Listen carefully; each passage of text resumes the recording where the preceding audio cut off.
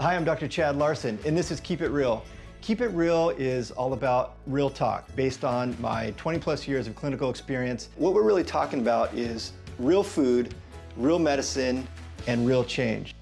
Hello, and welcome back. Today, I'm going to talk to you about some really common threads that I see in various cases of obstructive sleep apnea, OSA. So OSA is a very common condition, and it seems like it's an increasing condition.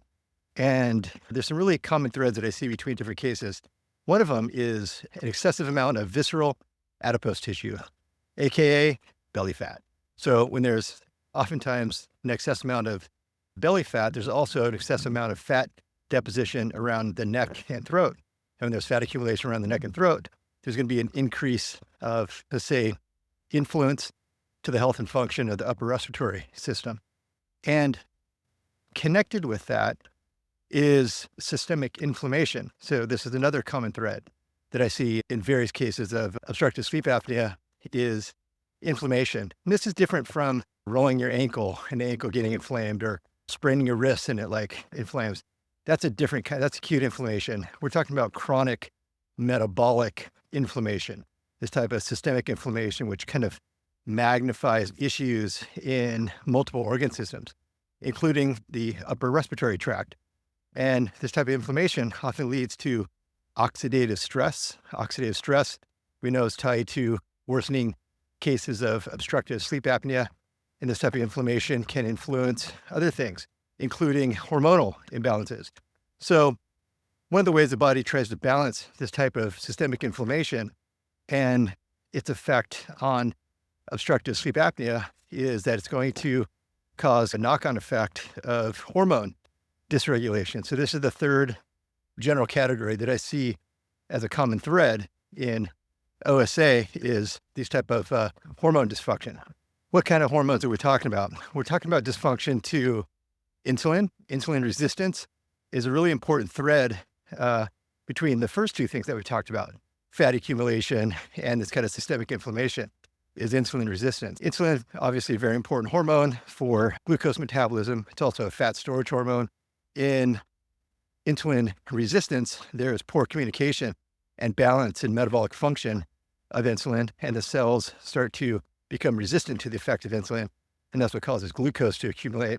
And that alone can lead to oxidative stress and inflammation. So there's a vicious cycle that gets created here. So insulin resistance, that's a hormone dysfunction. Another one is cortisol. When there's an OSA, there's inherently fragmentation to the sleep. That's going to be a stress response to the system, and that's going to cause a release of cortisol.